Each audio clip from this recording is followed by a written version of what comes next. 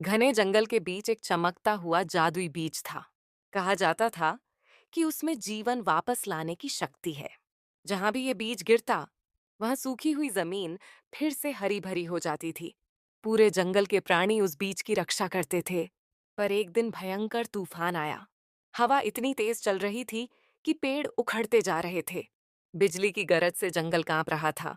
उसी तूफान में वह जादुई बीज अपने घर से उड़कर दूर निकल गया। जंगल की जान संकट में थी। सूखी नदियां, मुरझाए फूल और घबराए पशु, सब इस बीज के बिना दुखी थे। तभी खरगोश, चिक्की और कछुआ कल्लू ने तय किया कि वे उस बीज को खोजकर ही लौटेंगे। दोनों अपने डर को पीछे छोड़ चल पड़े। तूफान बीत चुका था, लेकिन जंगल में जगह जगह गिरे पेड़ और कीचड़ थे। एक संकरी सुरंग पार करनी थी। अंदर अंधेरा था। चिक्की घबरा गई। कहीं कोई जानवर अंदर छिपा तो नहीं? कल्लू ने कहा, हिम्मत रख, हम साथ हैं। वे धीरे धीरे भीतर बढ़े। तभी चमकती दो आंखें सामने दिखाई दीं। चिक्की का दिल धड़कने लगा। पर वह तो एक चमकीला जुगनू था जो उन्हें रास्ता दिखाने आया था। दोनों ने राहत की सांस ली। जंगल के बीच एक लोमड़ी लाली रहती थी। उसने दोनों को देखा और सोचा, अगर ये बीज मुझे मिल जाए तो मैं जंगल की सबसे ताकतवर बन जाऊंगी। वह मुस्कुराई। कहाँ जा रहे हो दोस्तों? मैं मदद कर सकती हूँ। चिक्की ने कहा, हमें बीज चाहिए, जल्दी जाना है। लाली ने मीठे शब्दों में फुसलाया, रुको, मैं जानती हूँ वह बीज कहाँ गिरा है। चलो मेरे पीछे। पर कल्लू समझ गया। वह बोला, हमें अपना रास्ता खुद खोजना होगा।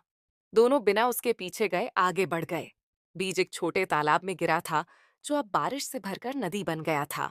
नदी पार करना असंभव लग रहा था। तभी एक वृद्ध कछुआ सामने आया। अगर तुम विश्वास और धैर्य रखोगे तो रास्ता खुद बन जाएगा, उसने कहा। कल्लू ने उसकी बात मानी। चिक्की ने मजबूत बेलों से रस्सी बनाई। दोनों ने साथ मिलकर नदी पार की।